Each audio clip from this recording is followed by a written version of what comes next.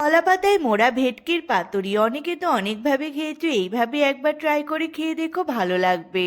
এই জন্য ভেটকি মাছের পেটি নিয়ে নিয়েছি, এর মধ্যে দিয়ে দিয়েছি পরিমাণ মতো লবণ, পরিমাণ মতো হলুদের গুঁড়ো, পেঁয়াজ কুচি, সর্ষের তেল, জিরার গুঁড়ো, শুকনো লঙ্কা ও রসুনের পেস্ট আর টমেটো কুচি।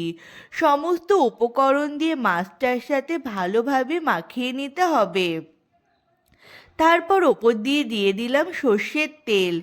এরপর গ্যাসের মধ্যে তাওয়া বসিয়ে দিয়ে একটা একটা করে কলা পাতা এর ওপর দিয়ে দিয়ে দিতে হবে।